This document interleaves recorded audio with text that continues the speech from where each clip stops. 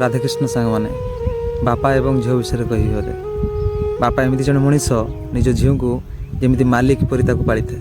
ଆଜି ଏଠିକି ଯିବୁନି, କାଲି ସେଠିକି ଯିବୁନି, ସେଠି ଭଲ ନୁହଁ, ଏ ଖାଇବା ଖାଇବୁନି, ଏ ଡ୍ରେସ୍ଟା ଭଲ ଲାଗୁନି, ଏଇପରିକା ବାପା ପାଳିଥାଏ।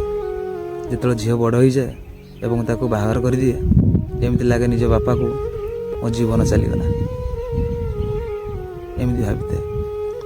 ବାହାଘର ଦେଇ ସାରିଲା ପରେ ନିଜ ଝିଅକୁ ଦେଖା କରିବାକୁ ଗଲେ ବି ସେ ନିଜ ସମୁଦୁଣୀ ଏବଂ ସମୁଦିଠୁ ପରମିସନ୍ ନେଇକି ହିଁ ଯାଇ ଦେଖା କରିବାକୁ ଯାଏ। ଇଏ ହେଉଛି ବାପା। ବାପାର ମୂଲ୍ୟ ବହୁତ ଅମୂଲ୍ୟ ମୋ ଭାଇ। ଜୟ ଜଗନ୍ନାଥ।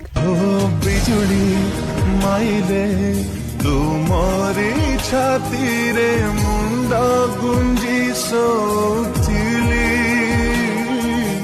ଆଜି ମୁଁ ଜାଣିଲି ସେଇ ଛାତି ତଳେ ସ୍ୱର୍ଗ ମୋର ଥିଲା।